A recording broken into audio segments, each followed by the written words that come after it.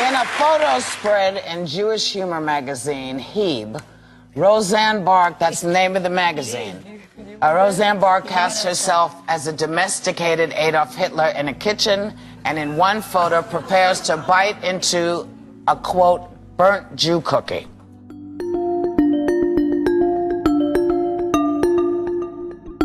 I want to ask Rosie about this. Speaking of women taking risks. Yeah, I got in a little bit of trouble for that, too.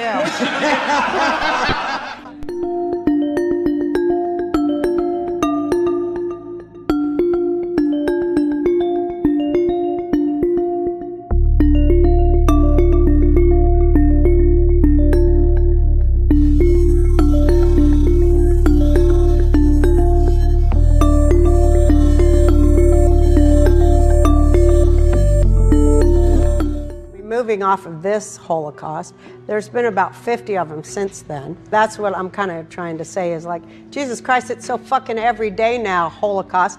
It's like baking cookies.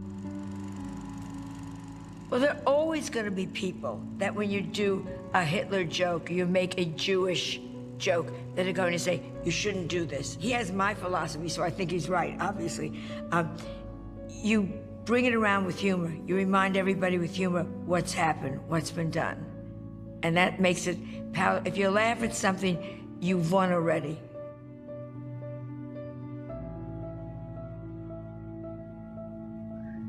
Every day on television, they were telling them, you know, corporate-owned media was telling them that, you know, he's a racist and, you know, that he hates, he's going to, you know,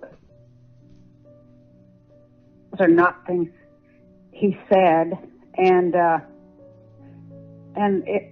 if they came close to sounding like that. They were completely taken out of context.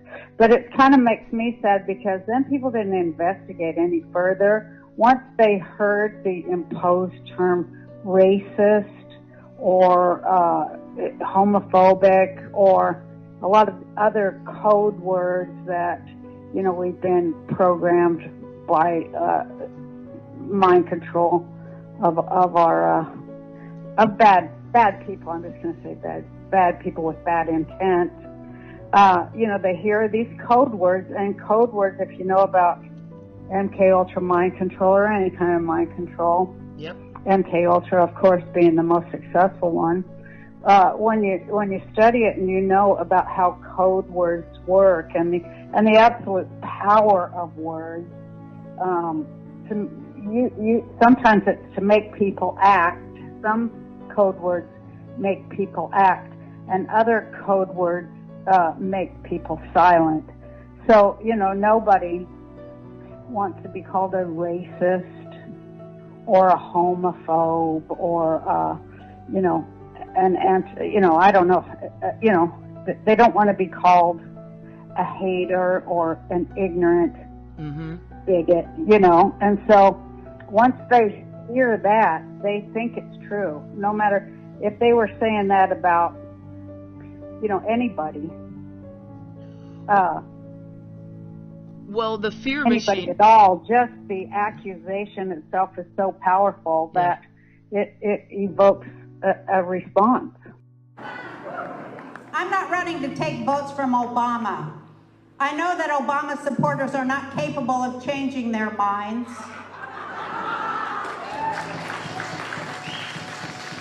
In the courts of kings, where the comedian jester fool was the one allowed to address the king in front of the people and tell him the truth about himself, many jesters went too far and indeed lost their heads, literally.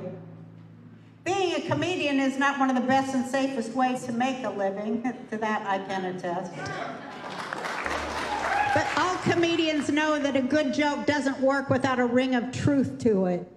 The response to a good joke is laughter, and some comedians just do go for the laugh. However, there's another kind of comedy.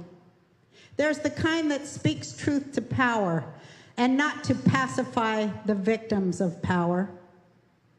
That is the difference between a serious comedian and a clown.